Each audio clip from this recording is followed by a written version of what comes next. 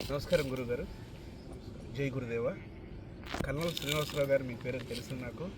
ఎంతోమందికి ఆధ్యాత్మికంలో ఈ శక్తిపాత దీక్ష ద్వారా ఎంతోమందిని శిష్యులను తయారు చేసి, అది కూడా మీ గురు పరంపర ద్వారా ఒక శిష్యుడిగా మీరు నేర్చుకుంది ఎంతోమంది శిష్యులకి ఈ శక్తిపాతం ఇచ్చి భారతదేశమే కాకుండా ప్రపంచంలో చాలామంది కూడా దీక్ష ఇస్తున్నట్టు నాకు మీ పరిచయం కూడా మా అమ్మాయి కృష్ణవేణి ద్వారా జరిగింది.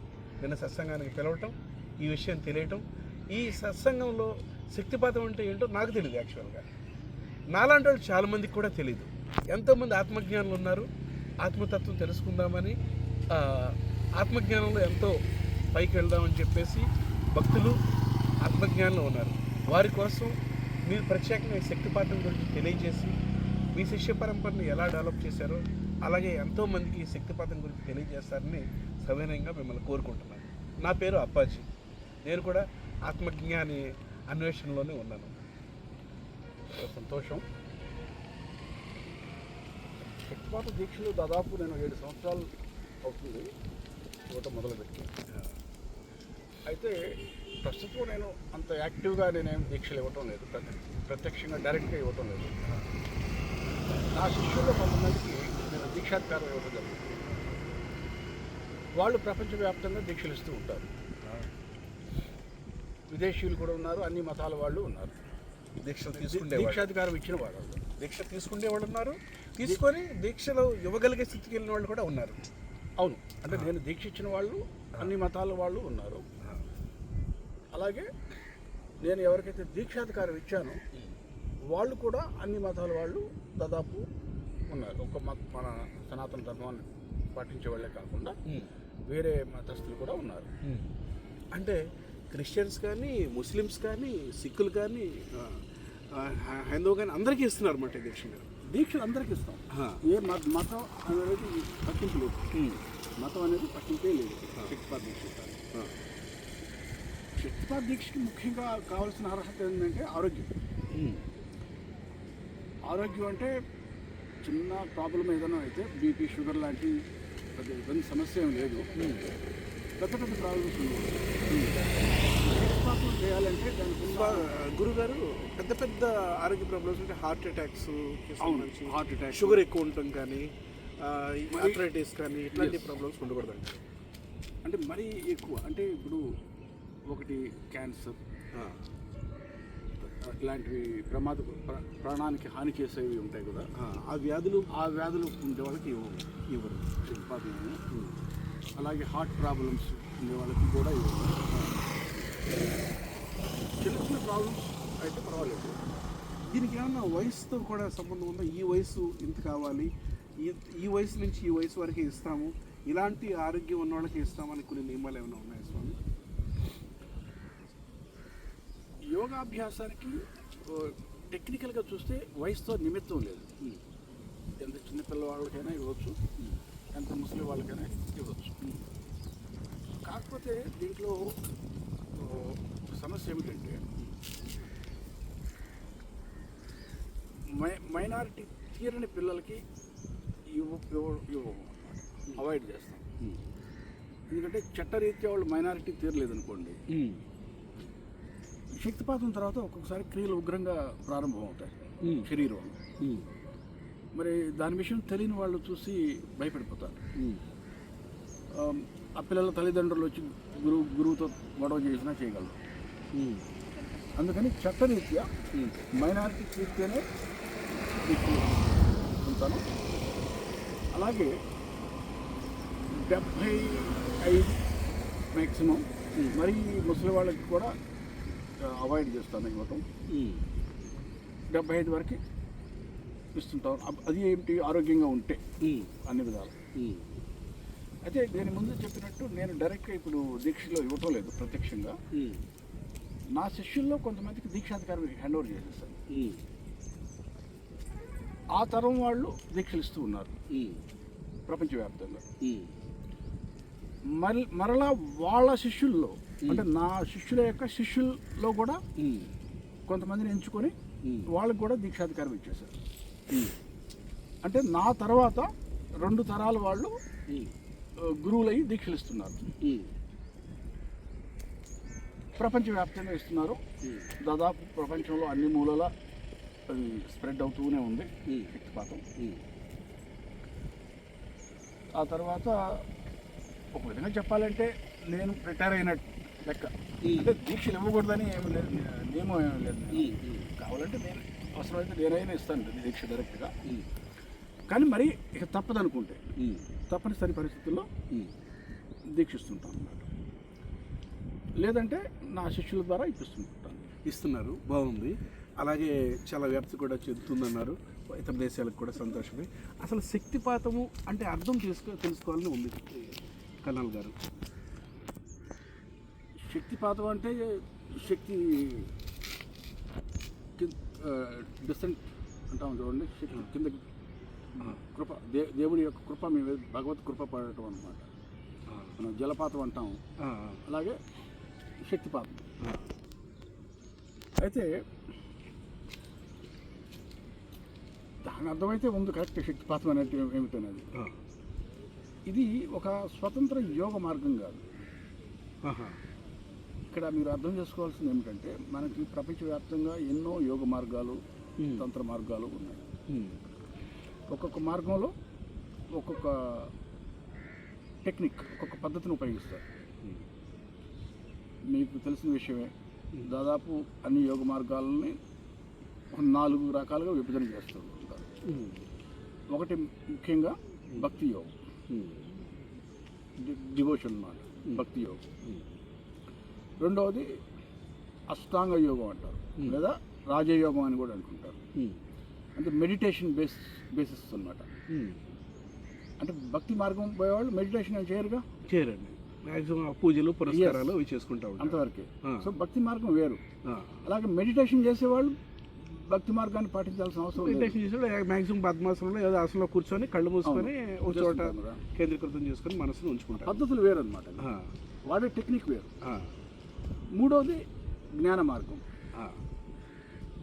కొద్దిగా పండితులైన వాళ్ళు, ఇంటలెక్చువల్స్ ఉంటారు చూడండి, అలాంటి వాళ్ళు బాగా పనిచేస్తారు. 4వ మార్గం కర్మయోగం.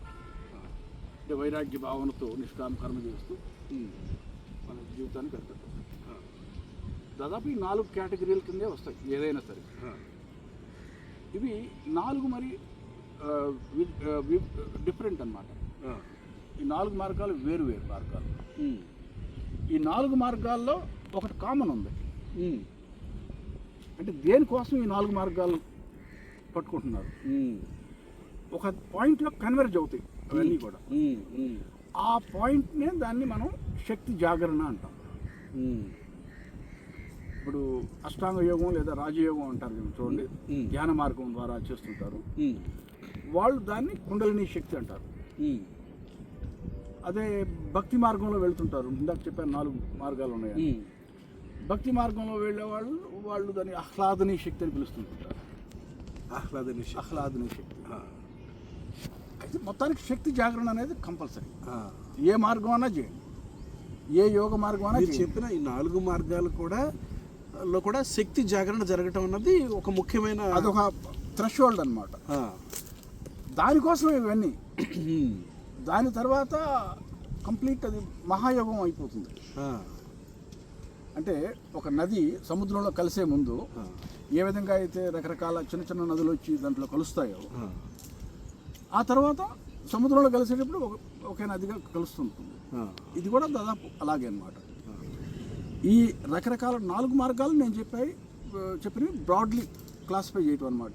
ఇప్పుడు నేను అడిగాను, ఇంకా వేరే మార్గాలు ఉండొచ్చు. ఇంకా నేను అడిగాను, మీరు శక్తిపాతం అంటే ఏంటని అడిగాను. అసలు ఈ దీక్ష తీసుకునే ముందు నాకు నిన్న మీ ద్వారా తెలిసింది సత్సంగంలో. నేనేదో ఒక ప్రశ్న అడిగేస్తే మీరు చెప్పేస్తే అర్థం కాదు, ఒక పుస్తకమే దీనికోసం మీరు రచించారు మీ గురువుగారు చెప్పినట్టు. ఆ పుస్తకం చదివి అసలు శక్తిపాతం అంటే ఏంటో తెలుసుకొని అప్పుడు అర్హత పొందుతారు అని చెప్పేసి చెప్పారన్నమాట. అర్హత అంటే మా గురువుగారు ఏం చేశారంటే నన్ను పుస్తకం రాయమని ఆదేశించారు. ఇది చేసి 2014లో అనమాట. పుస్తకం రాసి కూడా 11 సంవత్సరాలు అయిపోయింది. ఒరిజినల్గా దాన్ని ఇంగ్లీష్లో రాశాను. The power unknown to God. The power unknown to God. The power unknown to God అన్నమాట. ఆ తర్వాత దాన్ని పరాశక్తి అనే పేరుతోటి భారతీయ భాషలోకి అనువాదం చేశాం. పరాశక్తి అనే పేరుతోటి అదే పుస్తకం. అదే అంటే భారతదేశ భాషలు అంటే ఎన్ని భాషల్లో చేశారు స్వామి? ఒక 7 భాషల్లో చేశాం. ఈ 7 భాషలు కాకుండా మిగతావన్నీ విదేశీ భాషలు కూడా మొత్తం 23 భాషల్లో ప్రచురించబడింది. ఈ పరాశక్తి అనే బుక్, పరాశక్తి అనే పుస్తకమే, కానీ పరాశక్తిని భారతీయ భాషల్లోనే అంటాం. The power an to God English version. మొత్తం వేరే ఫారిన్ లాంగ్వేజ్లో డిఫరెంట్ పేర్లు ఉంటాయి కదా, మరి వాళ్ళ లోకల్ లాంగ్వేజ్లో ఆ విధంగా పేర్లు ఉంటుంది. మొత్తం 23 భాషల్లో పుస్తకం పబ్లిష్ అయింది.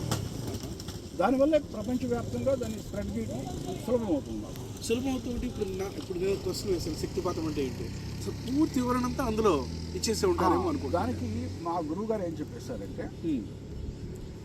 ఎంతోమంది కుండలిని శక్తి జాగరణ అంటే ఉత్సాహంతో ముందుకు వస్తూ ఉంటారు, సబ్జెక్ట్ గురించి అవగాహన లేకుండా, సబ్జెక్ట్ అంటే ఏమిటో ఐడియా లేకుండా, ఆధ్యాత్మిక మార్గం అంటే ఏమిటో సారాంశం దాని అర్థమే తెలియకుండా ఉత్సాహం చూపిస్తుంటూ ఉంటారు. దాదాపు ఏ గురువు దగ్గరికి దీక్ష వచ్చినా కూడా గురువు ఏం చేస్తాడంటే ముందు వాళ్ళని అబ్జర్వేషన్లో పెడతాడు. బాగా అతను సీరియస్గా ఉన్నాడు అనుకుంటేనే దీక్షిస్తుంటుంటాడు. దాదాపు ఈ విషయం మనం ఆశ్రమాల్లో కూడా చూస్తూ ఉంటుంటాం. అవునండి, 6 నెలలు సంవత్సరాల పాటు తిరుగుతూనే ఉంటారు. మాకు దీక్ష ఇవ్వమని గురు సేవ, గురు శుశ్రూష చేస్తూ ఉండేవారు, చూస్తుండేవారు. ఒక పట్టాన్ని తొందరగా ఇచ్చేవాడు కాదు దీక్ష. అయితే దీంట్లో కూడా 2 రకాలు ఉన్నారు. గురువుల్లో కూడా 2 రకాలు ఉంటారు. శక్తిపాత గురువుల్లో కూడా. అంటే మీకు ముందు శక్తిపాతం గురించి నేను మీకు వివరించదలుచుకున్నాను. అది చెప్పి మళ్ళీ తర్వాత దీనికి అలాగే. ఇందాక నేను చెప్పినట్టు 4 వేరు మార్గాలు ఉన్నాయని చెప్పాను కదా. ఈ 4 మార్గాల్లో ఏదో ఒక స్థితిలో శక్తి జాగరణ అనేది జరగడం కంపల్సరీ. అసలు వీళ్ళు 4 మార్గాల్లో పట్టుకుందే దానికోసం.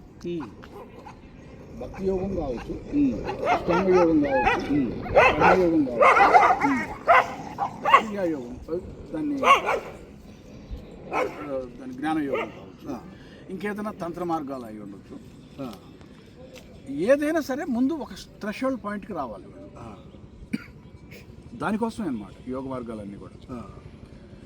అంటే ఈ 4 కూడా ఒక means to an end, not by end.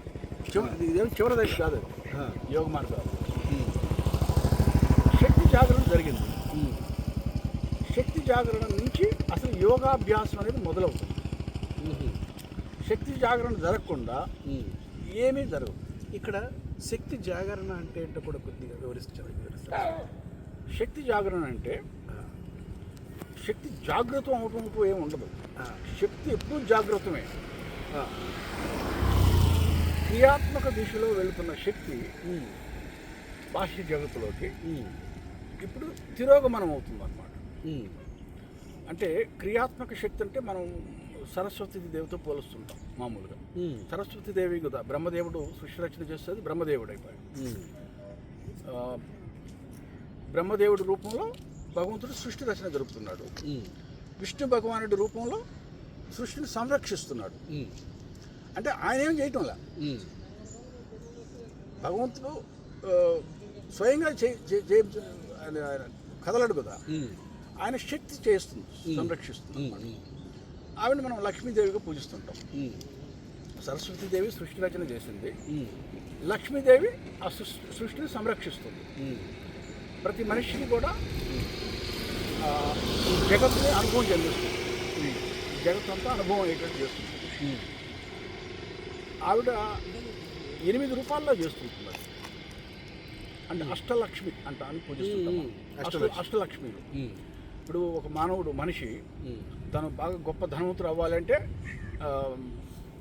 Dhanalakshmi కృప లక్ష్మి, అలాగే ధాన్యలక్ష్మి.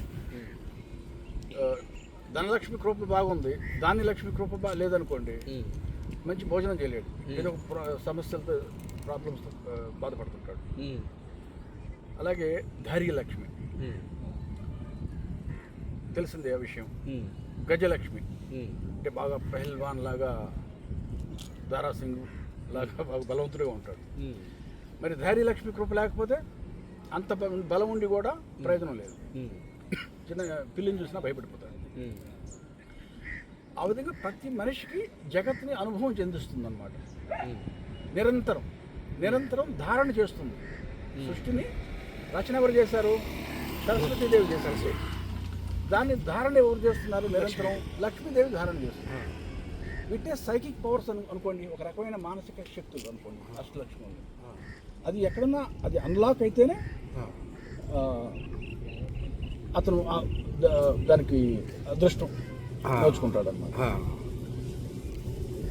ఆ తర్వాత మనం రక్త మాంసాలతో మన శరీరాన్ని ఉంటుంది కదా, ఈ పంచభూతాలతో నిర్మితమైంది. పంచభూతాలంటే బాహ్య జగత్తు అంతా కూడా పంచభూతాలతో నిర్మితమైన ఉంటుంది. ఈ పంచభూతాలతో నిర్మితమైన ఈ జగత్ అంతా కూడా ప్రకృతి అంటాం. ప్రకృతి అంటే పార్వతీదేవి, లక్ష్మీదేవి, సరస్వతీదేవి, లక్ష్మీదేవి, పార్వతీదేవి. అంతటితో సృష్టి రచన వ్యక్తిగత స్థాయిలో నిర్మితమైంది. ఇది కంటిన్యూగా జరుగుతూ ఉంటుంది నిరంతరం. ఇప్పుడు ఏమిటి, మనం బ్రహ్మాండం స్థాయిలో మనం వింటుంటాం కదా పురాణాల్లో, బ్రహ్మాండం కూడా విలీనం అవుతుంది. ఇప్పుడు ఒకసారి బ్రహ్మదేవుడికి జీవితకాలం ముగిసినప్పుడు ఈ సృష్టి అంతా కూడా విలీనం అయిపోతుంది. ఆ విలీనం చేసే పని శివుడిది. సృష్టి స్థితి లయకారులు అంటాం కదా వాళ్ళని, త్రిమూర్తులు. అది శివుని పని. శివుడు అంటే శివుడు సొంతంగా కదలలేడు, అది చేసేది ఆయన శక్తి. అంటే పార్వతీదేవి రూపధారణ చేస్తుంది కాళికాదేవిగా. కాళికాదేవిగా రూపధారణ చేస్తుంది. అదే చూస్తుంటారు కదా అప్పుడు మందిరాల్లో శివుడు పడుకొని ఉంటాడు, కదలడు మెదడు, పైన కాళికాదేవి నాట్యం చేస్తుంటుంది. కాళికాదేవి అనమాట సృష్టిని విలీనం చేయటం అనేది ఆవిడ పని. ఇది బ్రహ్మాండం స్థితిలో, బ్రహ్మాండం లెవెల్లో, సమిష్టి స్థాయిలో. అదే వ్యక్తిగత స్థాయి మాట్లాడినప్పుడు దాన్ని మనం కుండలిని శక్తి అంటాం. కుండలిని శక్తి అంటే ఇప్పుడు సృష్టి రచన సరస్వతీదేవి చేసింది, లక్ష్మీదేవి దాన్ని నిరంతరం ధారణ చేస్తుంది. కానీ అనుభవం చెందడానికి ప్రకృతి ఉండాలిగా బయట. మన ఇంద్రియాల మాధ్యమంగా మనం అనుభూతి చెందాలి అంటే ఇవి కొండలు, ఇవి నదులు, ఇవి చెట్లు, ఇది మనం అనుభవానికి ఎలా వస్తాయి? ఆ ప్రకృతిగా, అదే శక్తి ప్రకృతిగా. చాలా బాగా చెప్పారండి. ఆ పరమాత్మ తత్వం నుంచి ప్రకృతిలోకి తీసుకొచ్చి, ప్రకృతిలో నుంచి వ్యక్తిగతానికి తీసుకొచ్చి కుండలిని ఇక్కడ కనెక్ట్ చేశారనమాట.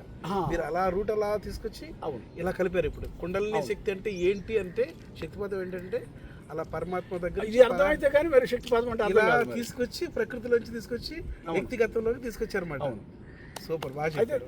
ఇది పాయింట్, ఇది క్రమాన్ని అర్థం చేసుకుంటే కానీ శక్తిపాతం అంటే అసలు అవగాహం కాదు. అంటే ఇక్కడ సృష్టి రచన రెండు స్థాయిలలో జరుగుతుంది. ఒకటి సమిష్టి స్థాయి బ్రహ్మాండం లెవెల్లో, ఒకటి ప్రతి మనిషికి వ్యక్తిగతంగా జరుగుతుంది సృష్టి రచన. ప్రతి మనిషికి వ్యక్తిగతంగా సృష్టి రచన జరుగుతుంది. అందుకని మనిషిని పిండాండం అంటాం. సమిష్టి స్థాయిలో బ్రహ్మదేవుని దాన్ని బ్రహ్మాండం అంటాం. Super super super. పిండాండము బ్రహ్మాండం లింక్ బాగా కలిపేశారు. రెండు ఇద్దరు ఒకరే, అలాగే ఉంటారు.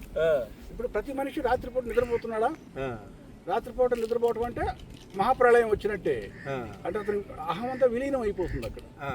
ఇప్పుడు మీరు నిద్రపోతారు, మీరు నిద్రావస్థలో ఉన్నప్పుడు మీకు ఈ ప్రపంచం అంతా విలీనం అయిపోయింది కదా. ఏమీ లేదు, ఇక ఏమీ లేదు కదా. ఏమీ లేదు, నేను కూడా లేను నిద్రలో. మీరున్నారు, మీరు ఉదయం నిద్ర లేచిన తర్వాత తెలుస్తుంది చక్కగా నిద్రపోయాను రాత్రి అని. అంటే ఎవరో దాని సాక్షిగా ఉన్నారు, అదే మీరు. ఆ సాక్షి మీరు అన్నమాట. అయితే కళ్ళు తెరవగానే మళ్ళీ సృష్టి రచన జరిగిపోయింది మీకు. సృష్టి రచన ప్రతిరోజు మీకు జరుగుతూనే ఉంది వ్యక్తిగత స్థాయిలో. నిద్రపోయినప్పుడు విలీనం అయిపోతుంది.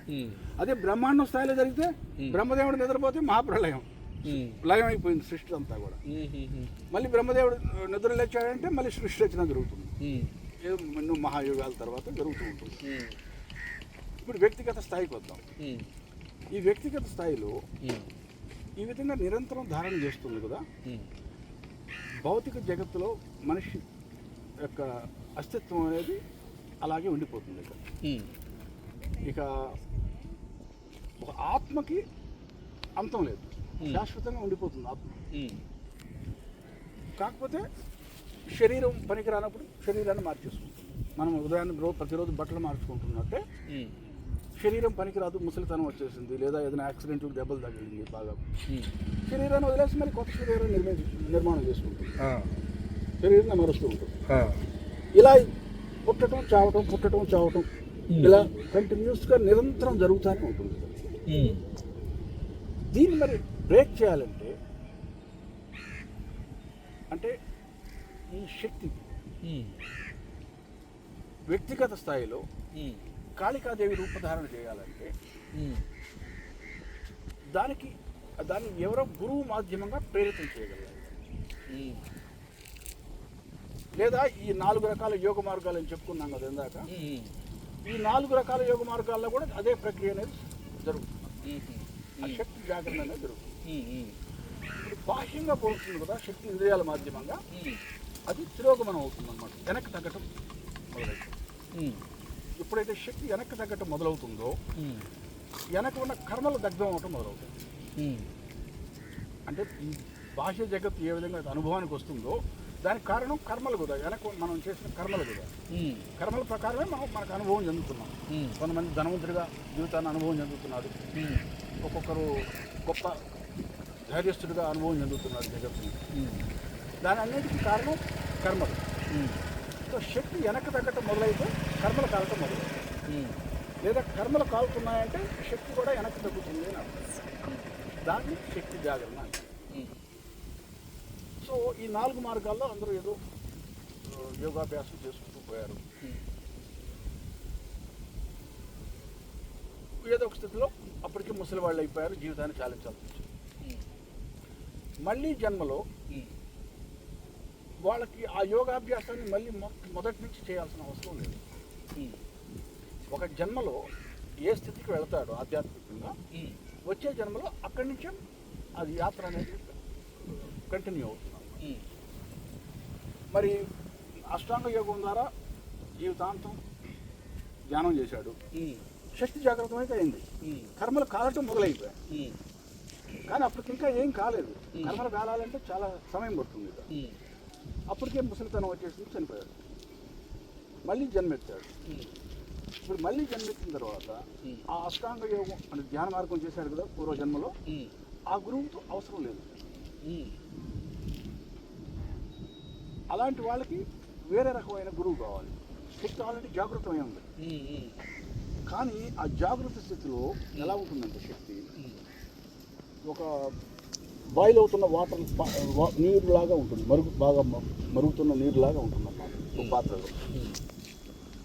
దాన్ని ఒక క్రమ పద్ధతి, మీకు హార్డ్ వెరైటీ ఏదైనా పప్పు ధాన్యాలు మీరు ఒకసారి మీరు హై ఫ్లేమ్లో పెడితే ఉడకవు సరిగ్గా, దాన్ని సిమ్మరింగ్ మోడ్లో పెట్టాలి. సిమ్ మోడ్లో పెడతాం గ్యాస్ స్టవ్ మీద, లో హీట్లో ఉడకటం మొదలవుతుంది అన్నమాట. ఇదే విధంగా ఏదో ఒక గురువు మాధ్యమంగా దీక్ష పొంది జాగృతమైన ఆ శక్తిని స్థిరం చేయించుకోవాలి. ఒకటి. రెండవ కేటగిరీ వాళ్ళు ఎవరంటే పూర్వజన్మలో ఈ విధంగా అష్టాంగ యోగం ప్రాక్టీస్ చేస్తూ ఉన్నారు, శక్తి జాగరణ జరగబోతుంది, అప్పటికే ముసలితనం వచ్చేసింది, చనిపోవాల్సి వస్తుంది. అలాంటి వాళ్ళకు కూడా మళ్ళీ మొదటి నుంచి అష్టాంగ యోగం మొదలు పెట్టాల్సిన అవసరం ఉండదు అనమాట. వాళ్ళకి కూడా ఏదో ఒక శక్తిపాత గురువు ద్వారా శక్తి జాగృతం సులభంగా చేయబడుతుంది. ఈ ప్రక్రియ శక్తిపాతం. ఈ 4 యోగ మార్గాలు ఉన్నాయి కదా, ఈ 4 యోగ మార్గాలు ఆ శక్తి జాగరణ కోసం ఉన్నాయి. శక్తిపాతం అనేది శక్తిపాతం చేసి డైరెక్ట్గా జాగరణ చేయటం అంటే ఆ 4 మార్గాల్లో చేస్తూ ఏం సాధిద్దాం అనుకుంటున్నారో, ఏమి సాధింపబడతారో అది ఈ శక్తిపాతం అనే కీ ద్వారా వెంటనే తెలియడానికి అవకాశం ఉంది, వెంటనే జాగృతం చేయబడుతుంది. అయితే దీంట్లో ఉన్న సమస్య ఏమిటంటే మరి ప్రపంచం అంతా తీసుకోవచ్చు కదా. ఈ 4 మార్గాలు అయితే ప్రపంచం అంతా పట్టుకోవచ్చు. యావత్ మానవ జాతి అంతా కూడా ఈ 4 మార్గాలు చెప్పుకున్నాం కదా, ఏదో ఒక మార్గాన్ని లోకి వెళ్ళొచ్చు, చేస్తూనే ఉంటారు చేస్తూ సహజంగా. ఉంటారు సహజంగా. కానీ శక్తిపాతం దగ్గరికి వచ్చేసరికి అది మరి స్పెషలైజ్డ్ ప్రక్రియ అయింది కదా ఇప్పుడు. అవునండి. ఇది యోగ మార్గం కాదు, ఇది ఒక ప్రక్రియ అనమాట. అది కొంతమంది కోసమే దాన్ని భగవంతుడు ఏర్పాటు చేశాడు. మనవాళ్ళు దీనికి నియమాలు ఏమైనా పాటించాలండి? నియమాలు అంటే ఏమీ లేవు, అసలు ఏ నియమం లేదు దీంట్లో. దీంట్లో ముఖ్యంగా అవసరమైంది ఆరోగ్యం. ఆరోగ్యం అనేది ప్రాముఖ్యత అవుతుంది. ఇప్పుడు మిగతా 4 యోగ మార్గాలు ప్రాక్టీస్ చేసేవాళ్ళు ఆరోగ్యం సరిగ్గా లేకపోయినా వాళ్ళకి భక్తి యోగం చేసుకోవచ్చు, ఇబ్బంది లేదు కదా. అదే ఇప్పుడు అష్టాంగ యోగం అనుకోండి, దాంట్లో మరి హఠయోగం కూడా ఉంటుంది. శరీరం బలంగా లేనప్పుడు హఠయోగం ఏం ప్రాక్టీస్ చేస్తారు చెప్పండి? చేయలేరు కదా. అలాగే కొంచెం మెదడు పొదునుగా ఉండదు, మందబుద్ధి, వాళ్ళు జ్ఞాన మార్గాన్ని ఏం పాటించలేరు కదా. కాబట్టి ఇదే విధంగా శక్తిపాతానికి వచ్చేసరికి ఇక్కడ ఆరోగ్యం అనేది ముఖ్య పాత్ర వహిస్తుంది. చిన్న చిన్న జబ్బులు అంటే ప్రాబ్లం లేదు, దీక్షలు ఇచ్చేస్తుంటాం. కానీ పెద్ద పెద్ద జబ్బులు ఉంటే ఇవ్వము అనమాట. అంటే క్యాన్సర్ ఇలాంటి జబ్బులు వాటికి ఇవ్వము. ఇప్పుడు నేను 7 సంవత్సరాల నుంచి ఇస్తున్నాను, కానీ నేను ఇందాక చెప్పినట్టు నా కింద ఒక తరం వాళ్ళకి ఇచ్చేసాను ఆల్రెడీ.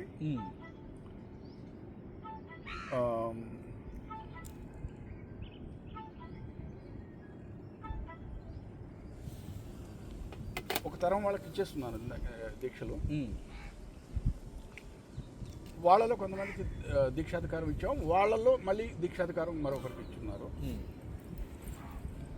2 తరాల వాళ్ళు ఉన్నారు కాబట్టి వాళ్ళు దీక్షలు ఇస్తూ పోతుంటారు. నేనైతే డైరెక్ట్గా ప్రత్యక్షంగా పెద్దగా ఇవ్వటం లేదు. మరి ఇప్పుడు మీరు చెప్పిన ఈ నాలెడ్జ్ అంతా విని నాలాంటి వాళ్ళకో లేదంటే కొంతమందికో, ఇప్పుడు ప్రేక్షకులు, ఇప్పుడు ఛానల్లో చూస్తున్న ప్రేక్షకులకు ఈ దీక్ష తీసుకుందాము, శక్తిపాతం తీసుకుందాము అనుకుంటే ఎవరిని ఎలా కాంటాక్ట్ చేయాలి, ఎలాంటి నియమాలు పాటించాలి, ఎలాంటి పుస్తకాలు చదివి దానికి ఇది అవ్వాలి, దానికి సంబంధించిన లింక్స్ కానీ, దానికి సంబంధించిన వివరాలు కానీ, వెబ్సైట్ కానీ, లేదంటే ఛానల్ ద్వారా వివరాలు కానీ, ఫోన్ నెంబర్ ద్వారా వివరాలు కానీ ఏమన్నా కాస్త తెలియజేస్తారా? మాకు మెయిన్ వెబ్సైట్ ఉంది, కావాలంటే లింక్లో వీడియోలో లింక్లో ఇస్తాను. దాని ప్రకారం వెబ్సైట్లోకి వెళ్తే అందరి గురువుల కాంటాక్ట్ డీటెయిల్స్ తెలిసిపోతాయి. అలాగే బుక్స్ చదవాలనేది లిటరేచర్ అన్ని డౌన్లోడ్ ఫ్రీగా పీడిఎఫ్ డౌన్లోడ్ చేసుకోవచ్చు. ముఖ్యంగా ఇచ్చిన వెబ్సైట్లో ఈ లిటరేచర్ అంతా ఉంది, అంతా అప్లోడ్ చేస్తుంది. ఈ శక్తిపాతం తెలుసుకుందాం అనుకున్న వాళ్ళు ఆ బుక్ తీసుకొని ఓపెన్ చేసుకొని ఫ్రీగా చదువుకొని అదే అప్పుడు మాట్లాడుకుంటున్నాను కూడా. పూర్వకాలంలో ఏమిటంటే గురువులు అబ్జర్వేషన్లో పెట్టి 6 నెలలుగా 1 year తర్వాత ఇప్పుడు దీక్షిస్తుండేవాళ్ళు. మా గురువు గారు ఏం చేశారంటే దీన్ని సులభం చేశారు. ఏ విధంగా మనం ఫిల్టర్ చేయాలి దీక్ష అడిగే వాళ్ళని. ముందు ఆరోగ్యం చూసుకుంటాం, ఆరోగ్యం సరిగ్గా ఉందో లేదో అనేది. ఆరోగ్యం అంటే భౌతిక ఆరోగ్యం, మానసిక ఆరోగ్యం 2 వస్తాయి. మరీ చిన్నపిల్లలు కాకూడదు, మరీ ముసలి వాళ్ళు కాకూడదు. ఆ తర్వాత నా పుస్తకాన్ని చదివించమని ఒక నియమం పెట్టారు మా గురువుగారు. అంటే నా పుస్తకమే ఓడపోస్తుందని వాళ్ళని. అక్కడికి చాలా మంది ఉత్సాహంగా దీక్ష ప్రిపరేషన్ అంతా అయిపోతుంది. ఇక్కడ అంతా అయిపోయిన తర్వాత లాస్ట్ స్టెప్ పుస్తకం శక్తిపాతం దగ్గరికి రావడానికి ముందు ప్రిపరేటరీ ఇదన్నమాట. ఇప్పుడు చాలా మంది ఉత్సాహంగా దీక్ష కోసం ముందుకు వచ్చారు, పుస్తకం చదివిన తర్వాత వెనక్కి వెళ్ళిపోయారు.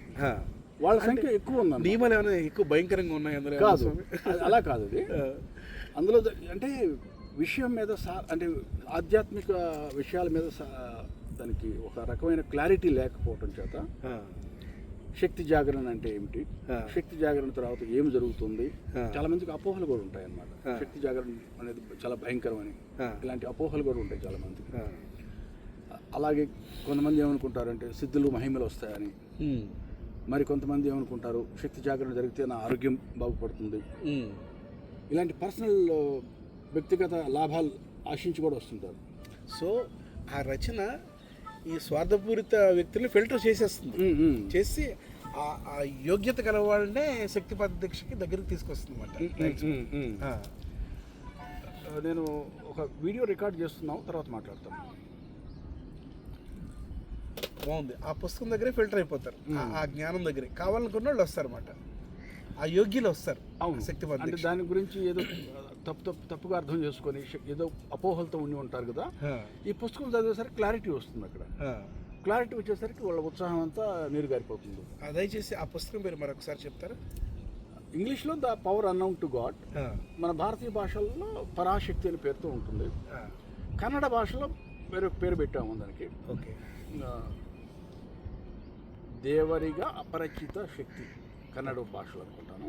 అందరికి తెలియాలని ఎన్ని భాషల్లో తర్జమా చేసి చేయటం అన్నది, మరి మీ గురువు గారు చెప్పిన మాటను మీరు ఫాలో అవటం అన్నది చాలా ఇదంతా అభినందన కాదు కానీ కృతజ్ఞతలే తెలియజేసుకోవాల్సిన విషయం. మా పరంపరలో ఒక సెంట్రలైజ్డ్ హెడ్ క్వార్టర్ అంటూ ఏం లేదు. నేను దీక్షాధికారం ఎవరికైతే ఇచ్చున్నానో ఆ గురువులందరూ వాళ్ళు స్వతంత్రులు, ఇండిపెండెంట్, వాళ్ళు ఇష్టం వచ్చింది చేసుకోవచ్చు. నాకు ఒక సంబంధం లేదన్నమాట. ఒక హెడ్ క్వార్టర్ అంటూ ఏం లేదు మాకు. అలాగే వాళ్ళు కంట్రోల్ చేయటం అంటూ, నియంత్రణలో ఉంచడం అంటూ కూడా ఏం లేదు. కాకపోతే అందరికి గైడెన్స్ ఇవ్వటం వరకే నా పని. దానికి ఇప్పుడు శక్తిపాతం మనకి ప్రపంచవ్యాప్తంగా స్ప్రెడ్ చేయమని మా గురువు గారు నాకు పని ఒప్పచెప్పారు. నేను ఆ పనిని నేను నెరవేరుస్తున్నాను నాకు సంబంధించినంత వరకు.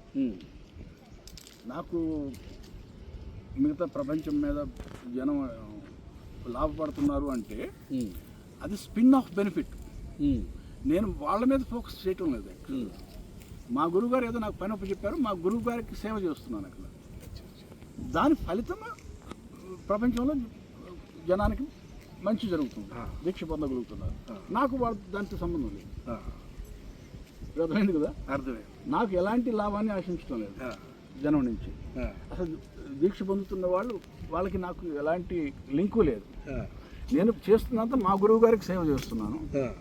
దాని స్పిన్ ఆఫ్ బెనిఫిట్ అంటారు దాన్ని తెలుగులో మనం ఏం చెప్తాం. మీరు ఆ పుస్తకాలు రచించి, ఆ గ్రంథం రచించి అన్ని భాషల్లో కూడా తర్జుమా చేసి వెల లేకుండా, దానికి ఒక వెల కట్టకుండా ఫ్రీగా ఉచితంగా అందరూ తెలియజేస్తున్నారు. విపరీతంగా ఖర్చు అయింది, కానీ దాని నుంచి ఏమి మీరు ఫలితం ఆశించకుండా ఇవ్వడం అన్నది అంటే అది ఎక్కడే మేము అర్థం చేసుకోవాలి. ప్రింట్ పుస్తకాలు ఎప్పుడైనా ఎవరైనా ఆర్డర్ పెడితే నాకు వచ్చే రాయల్టీ చాలా తక్కువ. అది దాన్ని లెక్కేసుకోవాల్సిన అవసరం కూడా లేదు. ఖర్చు అయితే నాకు ఇంకా బాగా చాలా ఎక్కువగా మోతాదులో అయిందన్నమాట. మరి ఎన్ని భాషల్లో ప్రచురించామంటే అది అంటే మీ గురువు గారికి మీరు ఇచ్చే విలువ, మీ సంకల్ప బలం, ఏమి ఆశించిన తనం, నిస్వార్థంగా చేయడం అన్నది చాలా అద్భుతమైన విషయం గురువుగారు. చాలా సంతోషం. నేను చేస్తున్నంత ఇప్పుడు మోక్షం అనేది అంటే జనన మరణ చక్రం నుంచి బయటపడటం అనేది కేవలం గురువు మాధ్యమంగానే సాధ్యం అవుతుంది. ఇప్పుడు అందువల్ల ఫోకస్ అంతా గురువు మీదే ఉండాలి. ఇప్పుడు ఎవరికైనా జబ్బు చేస్తుందండి, జబ్బు చేస్తే అది కేవలం డాక్టర్ మాధ్యమంగానే బాగోవాలా కదా? అంతే. లేదంటే సెల్ఫ్ ట్రీట్మెంట్ అవుతుంది. ఇక సొంత వైద్యం ఆర్ఎంపీ డాక్టర్ దగ్గరికి వెళ్ళొచ్చు, మెడికల్ షాప్ దగ్గరికి వెళ్ళొచ్చు, లేదా ఎవరో చెప్పిన ఏదో విని చేసుకోవచ్చు. కానీ ఆ క్వాలిఫైడ్ డాక్టర్ దగ్గరికి వెళ్ళి ఆ వ్యాధిని తగ్గించుకోవడం అన్నది మరి భగవంతుడు సమాజాన్ని అలా నిర్మాణం చేశాడు. అలాగే ఇప్పుడు ఎవరైనా పిల్లవాళ్ళకి చదువు నేర్పించాలి, వాళ్ళ స్కూల్కి పంపించాలి. అంతేకాదా నా దగ్గర ఎన్నో కోట్ల రూపాయల డబ్బు ఉంది, నేను టీచర్ నా ఇంట్లోనే పెట్టుకుంటానంటే కుదరదు. అసలు పద్ధతి కాదు. అది కుదురుతుంది, పెట్టుకోవచ్చు ఎవరైనా ఇంట్లో, కానీ అక్కడికైనా గురువు రావాల్సిందే కదా. అలా కాదు. ఇక్కడ పిల్లవాడు ఆ అట్మాస్ఫియర్లోకి వెళ్ళాలి, ఆ ఎకో సిస్టంలో అనుభూతి చెందాలి. స్కూల్కి పోయి మిగతా పిల్లలతో కూర్చొని సమాజానికి ఎక్స్పోజ్ కావాలి. అంతేగాని ఇంట్లో ఉంటే ఆ ఎక్స్పోజర్ ఎలా వస్తుంది? సమాజంలో ఎక్స్పోజర్ కూడా. పూర్వకాలంలో గురుకులం అనేవాళ్ళు, ఈ రోజుల్లో స్కూల్స్ అంటున్నాము. అంటే భగవంతుడు ఆ విధంగా పద్ధతిని పెట్టాడు. గురుగారు కృష్ణుడు విషయంలో ఇది గురు జస్ట్ మీరేదో అలా సింపుల్గా చెప్పేసరి సింపుల్గా వింటాం కాదు, కానీ ఇదే చాలా పెద్ద సబ్జెక్ట్ అయింది ఇప్పుడు సంఘంలో, సమాజంలో. చాలామంది ఇప్పుడు యూత్ అంటే కొత్తగా పెళ్ళైన వాళ్ళకి పిల్లలు పడుతుంటే ఆ స్కూల్స్ బాగాలేదు, ఈ కాన్వెంట్లు బాగాలేదు, లేదంటే ఆ గురుకులంకి వెళ్తే ఇట్లా జరుగుతున్నాయి అన్న భయాలతో కూడా చాలామంది ఇబ్బంది పడుతున్నారు. స్కూల్స్లో గురువులు కూడా సరైన బాధ్యత వహించట్లేదు, సరైన విద్యా విధానం అవ్వట్లేదు. దీని విషయంలో ఎక్స్పోజర్ అవ్వటం చాలా మంచిది నిజంగానే, కానీ ఆ భయాలు కూడా ఉంటున్నాయి కల్నాల్ గారు. విద్యాలయాల్లో టీచర్లు బాధ్యత వహించట్లేదని చెప్పేసి ఎంత ఖర్చు పెట్టి మనం పంపిస్తుంటే పిల్లల్ని కొద్దిగా హెరాస్మెంట్ చేస్తున్నారు, లేకపోతే మానసిక ఒత్తిడికి గురి చేస్తున్నారు, అది చదువు ఒత్తిళ్ళకి ర్యాంకుల గురించి ఇబ్బంది పెడుతున్నారు, ఇట్లాంటివి కొన్ని ఉన్నాయి. దీని విషయంలో మరి ఆ ఎక్స్పోజర్ ఖచ్చితంగా కావాలి. ఇట్లాంటి ఇబ్బందులు కూడా ఎదుర్కోవాలంటే ఏంటి, కొద్దిగా యువత ఇప్పుడు ఆలోచిస్తున్నారు పిల్లల్ని ఎట్లాగా అని చెప్పేసి. పద్ధతి అయితే చెప్పాను. రామాయణ కాలంలో స్వయంగా రాముడు కూడా గురుకులానికి వెళ్ళాల్సి వెళ్ళారు, కృష్ణుడు కూడా గురుకులానికి వెళ్ళాల్సి వచ్చింది. వంశం చంపేసిన తర్వాత తన తల్లిదండ్రులని బయటకు తీసుకొస్తాడు కదా జైలు నుంచి. ఆయన తాతగారు కూడా ఉంటాడుగా, ఆయన అగ్రసేనుడు ఆయన పేరు అగ్రసేనుడు.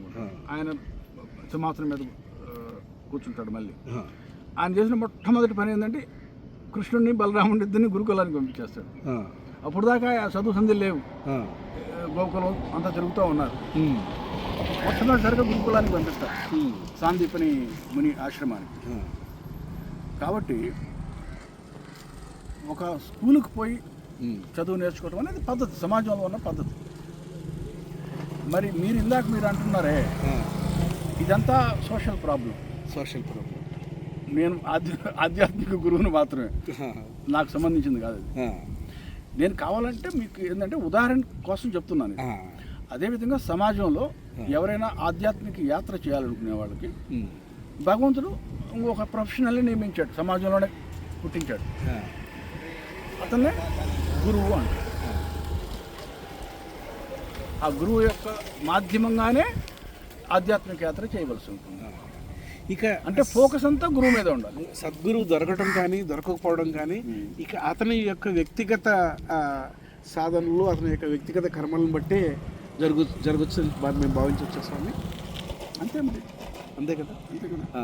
ఇప్పుడు గొప్ప గొప్ప మహర్షులు యోగులు ఉన్నారు, వాళ్ళకి మంచి మంచి గురువులు దొరికేవాళ్ళు.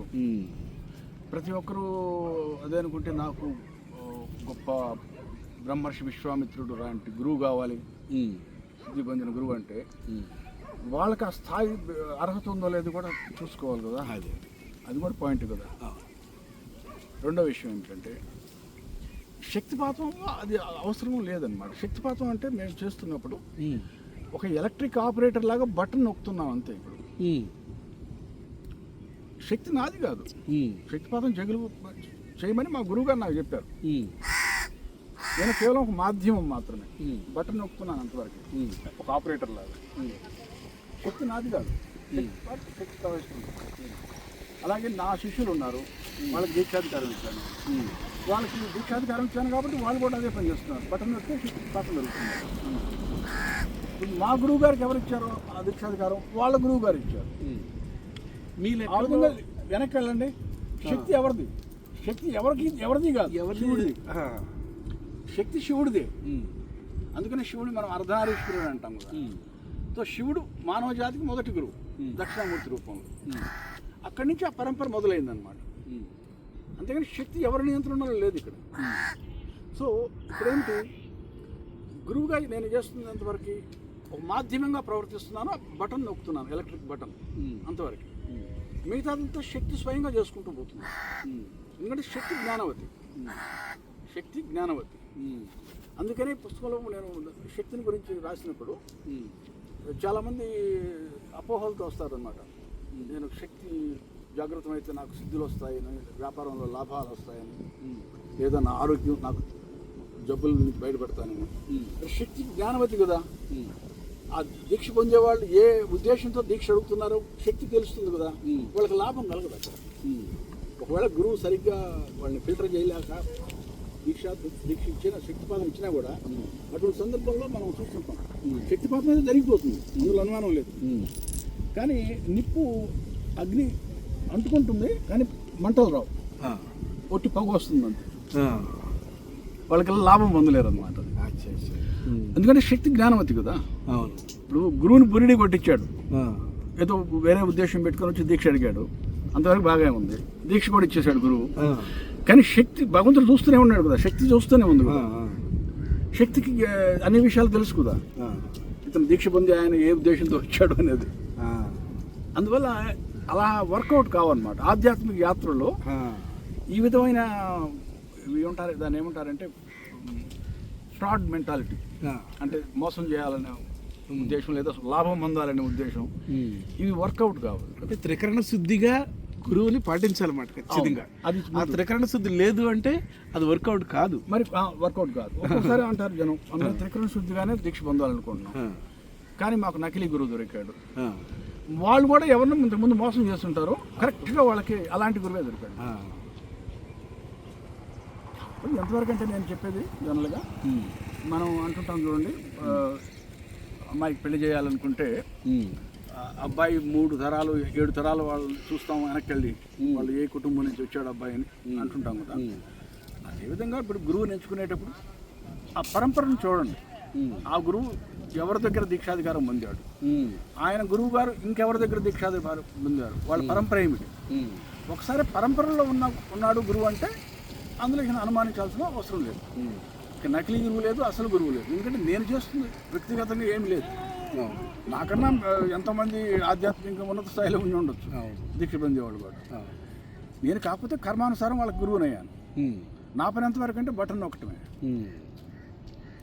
ఇది నెక్స్ట్ ఇంకొకటి ఏమిటంటే గురువుల్లో కూడా 2 రకాలు ఉంటారు అన్నమాట. నేను చెప్పాను ఇందాక, అదే నేను మీకు చెప్పాను.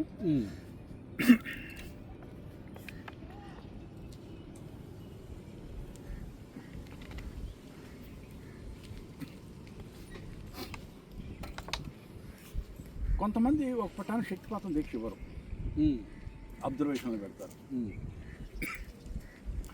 6 నెలలు, సంవత్సరం, 2 సంవత్సరాలు తిప్పించుకుంటూనే ఉంటారు. కొంతమంది ఏం చేస్తారు, ఇవన్నీ పట్టించుకోరు, శక్తిపాతం ఇచ్చేసేస్తారు వెంటనే. శక్తే చూసుకుంటుందిలే వాళ్ళని అనే ఉద్దేశంతో, వాళ్ళని శక్తి చూసుకుంటుందనే ఉద్దేశంతో చేసేస్తారు. అంటే ఒక శక్తిపాత గురువు ఒక విధంగా చెప్పాలంటే ఒక రైతు లాంటి వాడు. మా గురువుగారు నాకు పని చెప్పారు, విత్తనాలు నాటు పొలంలో అని. ఎంతవరకు బాగా ఉంది. ఇప్పుడు నా పని ఎంతవరకు, విత్తనాలు ఎంచుకుంటాను. ఏదైనా చెడిపోయిన విత్తనాలు ఉండి, పగిలిపోయిన విత్తనాలు, క్షీణించిపోయిన విత్తనాలు ఉంటే వాటిని వేరు చేస్తాను. మంచి విత్తనాల వరకు తీసుకుంటాను, అవి పెట్టి చల్లుకుంటూ పోతాను. కానీ లోపల కొన్ని డిఫెక్టివ్గా ఉంటాయి విత్తనాలు, అది నాకు తెలియదు. అవి అసలుకి మొలకెత్తవు, లోపలనే చనిపోతాయి. కొన్ని మొలక ఎత్తుతాయి, వాటిని చిన్న చిన్న క్రిములు ఇవి ఉంటాయి కదా, చిన్న చిన్న పురుగులు, అవి తినేస్తాయి, అవి చనిపోతాయి. కొన్ని మొక్కలై మొలుస్తాయి, వాటిని గొర్రెలు, మేకలు, పశువులు తినేస్తాయి, అవి చనిపోతాయి. వాటిలో కొద్ది మొక్కలు మాత్రమే వృక్షాలు అవుతాయి. ఒకసారి వృక్షం అయిన తర్వాత తుఫాను వచ్చి పడిపోయినా కూడా మళ్ళీ వేరులో నుంచి మళ్ళీ పుట్టుకొస్తుంది. ఇప్పుడు శక్తిపాత గురువు పని ఎంతవరకు విత్తనాలు చల్లటం, వెళ్ళిపోవటమే. ఇక వెనక్కి తిరిగి చూడాల్సిన అవసరం లేదు. ఆయన సంబంధం లేదు. కొంతమంది ఆ పద్ధతిని ఒప్పుకోరు అన్నమాట. కానీ ఇక్కడ ఏమిటంటే ఒక్కొక్కసారి గురువుల్లో కూడా ప్రాపంచిక విషయాలపై మక్కువ ఏర్పడే ప్రమాదం ఉంది. వాళ్ళని అబ్జర్వేషన్లో పెట్టుకున్నాను అనే పేరుతోటి వాళ్ళు మాటికి వాళ్ళని తిప్పించుకుంటుంటారు, దీక్ష అడిగించుకుంటూ ఉంటుంటారు. వచ్చినప్పుడల్లా వాళ్ళు ఏదో ఫ్రూట్స్ తీసుకొస్తారు, దక్షిణ ఇచ్చిపోతారు. వాళ్ళకి దీక్ష ఇచ్చేస్తే వాళ్ళు వెళ్ళిపోతారేమో అనే ఉద్దేశంతో ఒక పట్టాన్ని దీక్ష ఇవ్వరు అన్నమాట. నేను తొందరపడటం లేదని తనకు తాను సమర్థించుకుంటుంటాడు. సో అది దాంట్లో ఆ ప్రమాదం అవుతుంది, గమనించుకోవాలి. కానీ మా పరంపరకు సంబంధించినంత వరకు మా గురువు గారు నాకు ఇచ్చిన ఆదేశం ఏమిటంటే ఆ 2 ఎక్స్ట్రీమ్స్కి వెళ్ళొద్దు, అలానే అడిగిన వాళ్ళందరికీ దీక్ష ఇవ్వకండి, కొన్ని నియమాలు పాటించమన్నారు. ఆ నియమాలు ఏమిటంటే ముఖ్యంగా ఆరోగ్యం. నెంబర్ 1 ఆరోగ్యం, భౌతికమైన ఆరోగ్యంగా, మానసికంగా ఆరోగ్యంగా ఉండాలి. చిన్న జబ్బులు అంటే ఓకే ఫైన్, ప్రాబ్లం, సమస్య ఏం లేదు. ఆ తర్వాత ఇందాక చెప్పాను కదా, మరి పిల్లవాళ్ళకి మరి ముసలి వాళ్ళకి ఇవన్నీ అయిన తర్వాత నా పుస్తకం చదివించమన్నారు. ఫైనల్ వడపోత చేయడం అన్నమాట. అంతా సరిగ్గా ఉన్నాయి అనుకున్నప్పుడు ఇక వాళ్ళకి శక్తిపాతం తీసుకుంటాక యోగుడు అవుతాడు. మీ శిష్య పరంపర ద్వారా వాళ్ళకి శక్తిపాతం అట్లా ఇవ్వడం జరుగుతుంది. చాలా థ్యాంక్స్ అండి. వెబ్సైట్ ఉంది, వెబ్సైట్లో చూసుకోవచ్చు. చాలా మందికి ఇంగ్లీష్ వెబ్సైట్ పేరు ఏంటండి? www.sahajananda-ashram.com. ఇది కింద లింక్ ఇవ్వండి. తర్వాత వీలుగా ఉంటే ఆ లెటర్స్ కూడా అక్కడ ఇస్తే అవును అయితే ప్రపంచవ్యాప్తంగా దీక్షలు ఇవ్వాలి అన్నప్పుడు మేజర్ సమస్య అంతా ఏంటంటే భాష. చాలా మందికి ఇంగ్లీష్ రాదు. మనకి ఇంగ్లీష్ భాష వచ్చిన వాళ్ళు చాలా తక్కువ పర్సెంటేజ్ ప్రపంచంలో. ఒకవేళ వచ్చిన పుస్తకం చదివేంత జ్ఞానం ఉండదు. దానికోసం ఇన్ని భాషల్లో దీన్ని పుస్తకాన్ని అనువాదం చేయాల్సి వచ్చింది. అంటే సులభం అవుతుంది కదా. ఇప్పుడు ఎంతోమంది దీక్ష తీసుకున్న వాళ్ళు ఉన్నారు, వాళ్ళకి ఇంగ్లీష్ రాదు. కమ్యూనికేషన్ అయితే ఏదో చేసుకుంటారు, అది కష్టం మీద. కానీ అది అంత ఇంపార్టెంట్ కాదు. వాళ్ళకి ముందు ఆ జ్ఞానం, ఆ ప్రాథమిక జ్ఞానం రావటం. ఆ భాషల్లో వచ్చిన ఆ బుక్స్ చదివేటప్పటికే చాలా మందికి యోగ్యత వచ్చేస్తుంది. ఇది శక్తిపాతం దీక్ష తీసుకుంటే ఉపయోగం ఏంటి, దాని ఇదేంటి తెలిసిపోతుంది.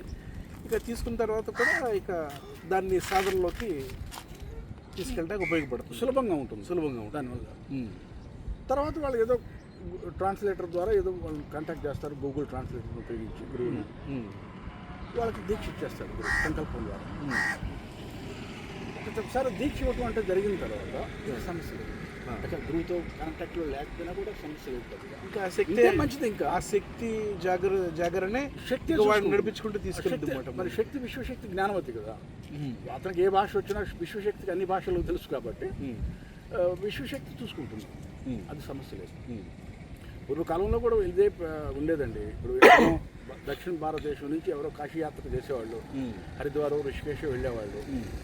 అక్కడ ఎవరో మహాత్ముడు శక్తిపాత గురువు దొరికి శక్తిపాత దీక్ష ఇచ్చేవాడు, మళ్ళీ తిరిగి వెనక్కి వచ్చేసేవాళ్ళు. ఇక అంతే, జీవితంలో మళ్ళీ ఆ గురువుని కలవటం అంటూ ఎప్పటికీ జరిగేది కాదు కదా.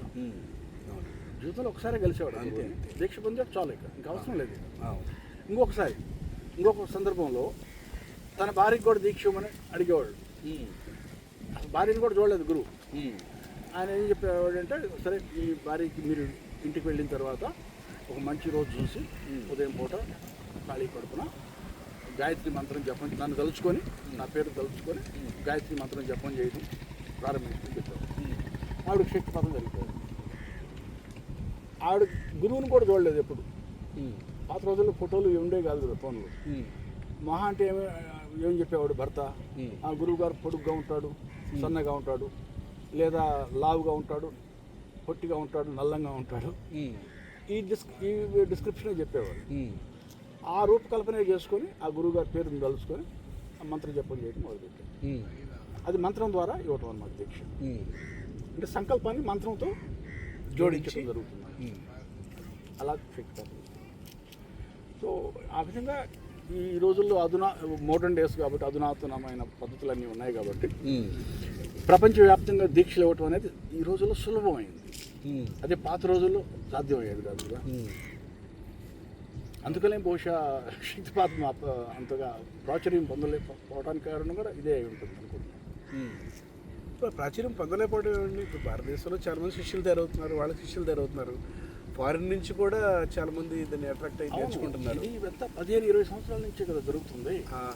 20 సంవత్సరాల నుంచే కదా మీడియా రావటం వల్ల ఎక్కువ మంది స్ప్రెడ్ అవుతుంది. Mobile phone, internet, mobile phone రావటం దగ్గర నుంచి మొదలవుతుంది. మొబైల్ ఫోన్, ఇంటర్నెట్ మొదలైంది అంటే 10 సంవత్సరాలే కదా. అవునండి. అంటే 2000 ఆ టైం నుంచి 2000 నుంచే కదా మొదలైంది. ఆ తర్వాత నుంచి జనానికి తెలియటం మొదలైంది. అవునండి. అంతకుముందు అసలు శక్తిపాతం అంటే ఏమిటి, కుండలిని శక్తి జాగరణ అంటే ఏంటి, దాని మీద లిటరేచర్ దొరికేది కాదు. అవునండి.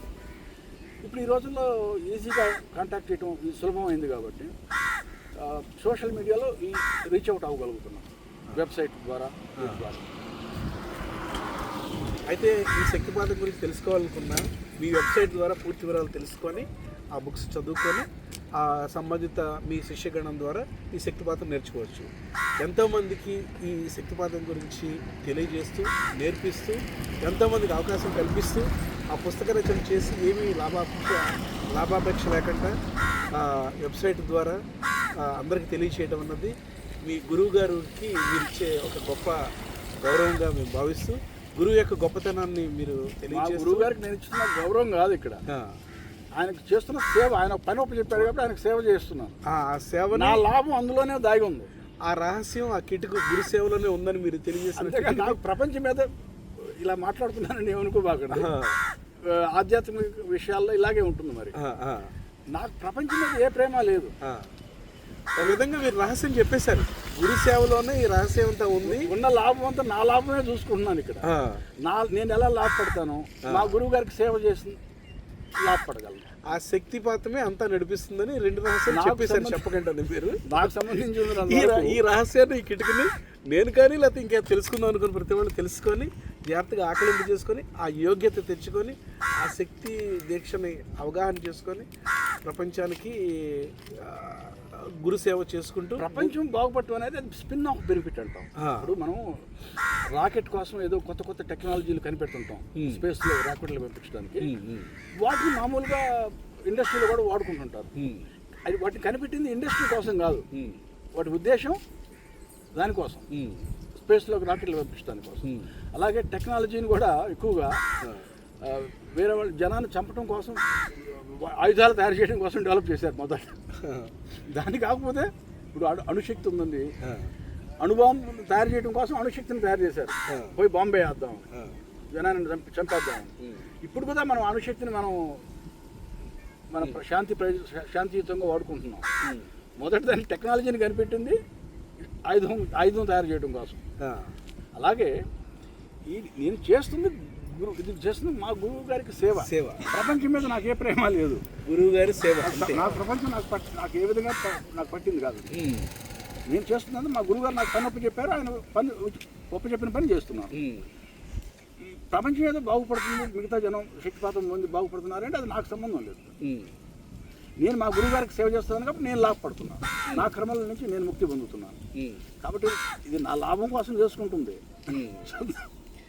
ఇక మిగతా శిష్యగణం కానీ నేర్చుకుందాం అనుకున్న వాళ్ళు కూడా ఇదే అవగాహన చేసుకొని అర్థం చేసుకొని యోగ్యత సంపాదించుకొని నేర్చుకోవాలన్నమాట.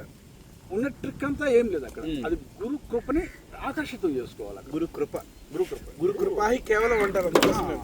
గురు కృప అనేది ఎలా ఉంటుందంటే సూర్యుడి కిరణాలు లాగా అందరి మీద పడుతుంటాయి, సమానంగానే పడుతుంటాయి. మరి మనం ఇంట్లో నుంచి బయటకు రాకుండా భూమిలోనే కూర్చుంటే సూర్యకిరణాలు ఎలా పడతాయి శరీరం మీద? ఇంట్లో నుంచి బయటకు వస్తే కదా సూర్యకిరణాలు శరీరం మీద పడేది. అదేవిధంగా గురు కృపని ఆకర్షితం చేసుకోవాలి. అందులో ఉన్న ట్రిక్ అంతా ఇది. ఆధ్యాత్మిక యాత్ర అంతా కూడా కేవలం గురు తత్వాన్ని యొక్క కృపని ఆకర్షితం చేసుకోవాలి, అట్రాక్ట్ చేసుకోవాలి. అందుకోసమే గురు కృప కేవలం అందుకే అంటుంటారు.